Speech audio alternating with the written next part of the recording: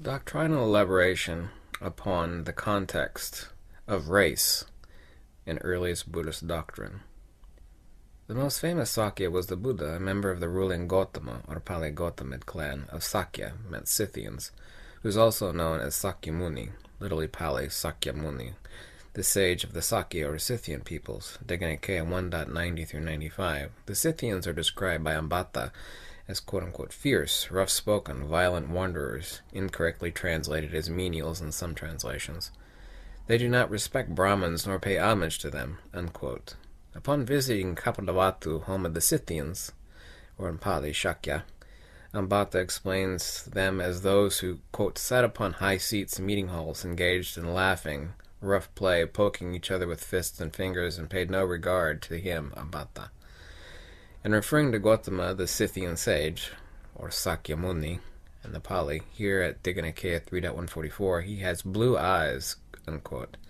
And further at Dighanikeya 3.81, the true Brahmins are, quote, fair-skinned, whereas the others, the inferiors, are dark-skinned, unquote.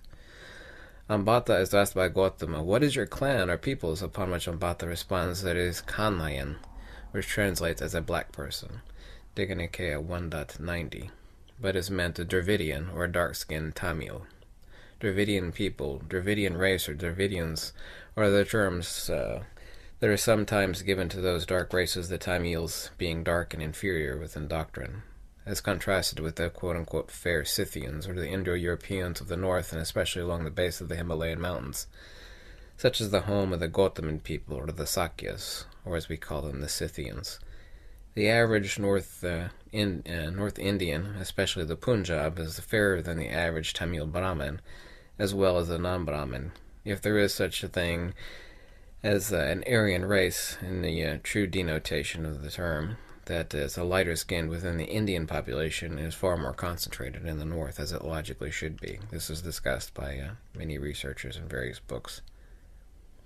Gotama, continuing his talk with Ambata, explains that King Okala of the Aryans, the Scythians, made their home at the base of the Himalayas beside a lotus pond where there was a large grove of teak trees, and for fear of, quote, contaminating their race by breeding with the dark-skinned inferiors, would rather breed with their own sisters than breed with another race, Dighanikeya 2.92.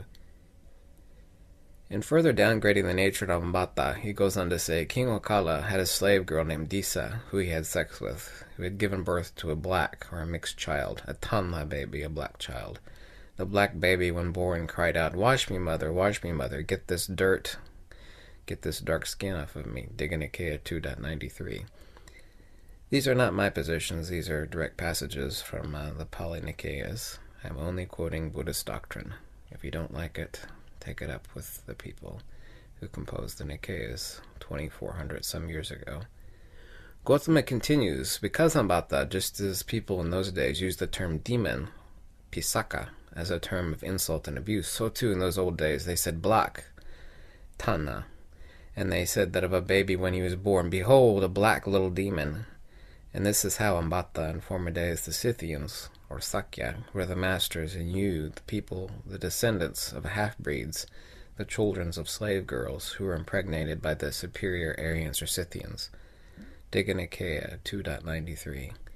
These are doctrinal passages. I make no position regarding race one way or the other on this. This has been a question asked by myself in the past as regarding the position taken by Gotama the Buddha, the historical Gotama the Buddha, and the oldest existing passages, the Pali Nikayas, regarding what, if anything, is said regarding race in early Buddhist doctrine.